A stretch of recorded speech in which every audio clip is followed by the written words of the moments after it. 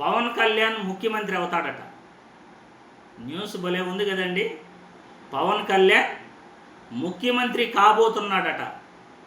పవన్ కళ్యాణ్ ముఖ్యమంత్రి అవుతున్నాడు అంటానే జనసేన నాయకులంతా కూడా చాలా సంబరాల్లో ఉన్నారు. ఇంతకీ పవన్ కళ్యాణ్ ఎలా ముఖ్యమంత్రి కాబోతున్నాడు అని రాష్ట్ర ప్రజలందరూ కూడా చర్చించుకుంటున్నారు.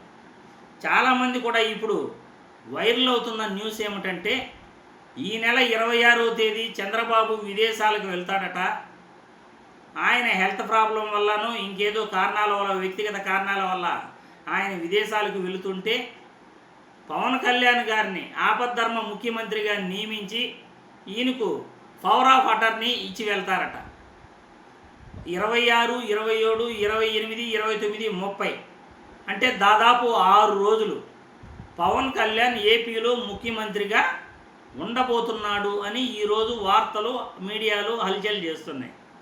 ఈ న్యూస్ అయితే నాకు కూడా చాలా బాగుంది. ఎందుకంటే గతంలో ఎన్టీఆర్ గారు నాదెండ్ల భాస్కర్ రావు అంటే నాదెండ్ల మనోహర్ రావు యొక్క తండ్రి నాదెండ్ల భాస్కర్ రావు గారికి ఇదే విధంగా హెల్త్ ప్రాబ్లం కోసం ఆయన ఆ రోజు 88లో అనుకుంటా, 1988లో అనుకుంటా విదేశాలకు వెళ్తూ ఈయన చేతుల్లో పెట్టేసి వెళ్ళడం జరిగింది.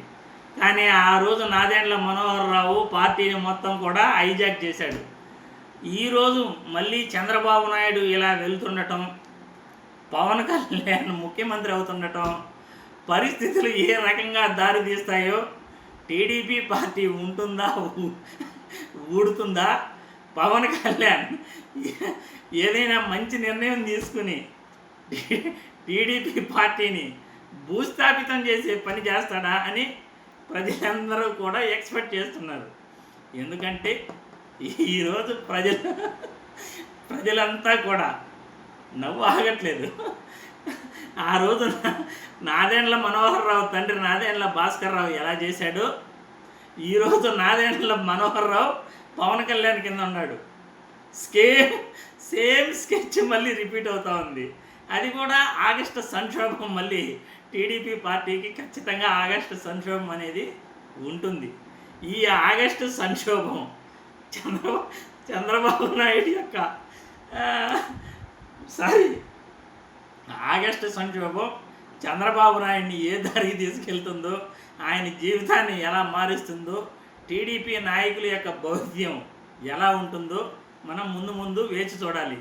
ఏదైనా అనుకోని పరిస్థితులు జరిగితే పవన్ కళ్యాణ్ ఒకవేళ ముఖ్యమంత్రి అయితే ఆపద్ధర్మ ముఖ్యమంత్రిగా ఆయన పవర్ ఆఫ్ అటర్నీ తీసుకుని ఆ బాధ్యతలంతా కూడా, ముఖ్యమంత్రి బాధ్యతలంతా కూడా ఆయన చేతుల్లో పూర్తిగా హస్తగతం అవుతాయి.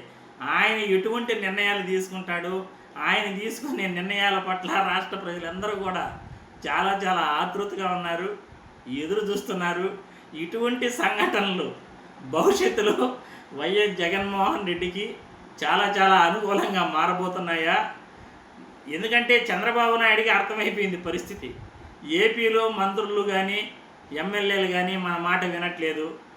జగన్మోహన్ రెడ్డి దెబ్బకు మంత్రులంతా కూడా, మంత్రులు కానీ ఎమ్మెల్యేలు కానీ ఒక్క మాట కూడా మాట్లాడట్లేదు.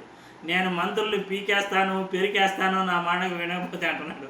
ఆ మంత్రులు కూడా నువ్వు పీక్కు ఏమన్నా చేసుకో, జగన్మోహన్ రెడ్డిని తిట్టే ప్రసక్తి లేదు.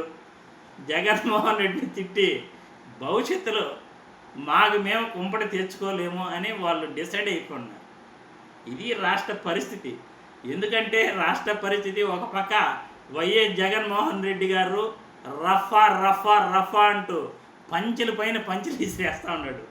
ఒక పక్క జగన్మోహన్ రెడ్డి దెబ్బకు తెలుగుదేశం నాయకులంతా కూడా భయపడుతుంటే చంద్రబాబు నాయుడు ఇలా విదేశీ పర్యటనలకంటూ వెళ్తూ పవన్ కళ్యాణ్కు పవర్ ఆఫ్ అటర్నీ ఇచ్చి ముఖ్యమంత్రిని చేయటం, ఈ పరిస్థితులంతా చూస్తూ ఉంటే రాష్ట్రంలో మరో సంచలనం ఏమైనా జరగబోతుందా, మరో విపత్కర పరిస్థితులు ఏమన్నా రాబోతాయా? రాష్ట్ర ప్రజలందరూ కూడా ఎదురు చూస్తున్నారు. జై హింద్.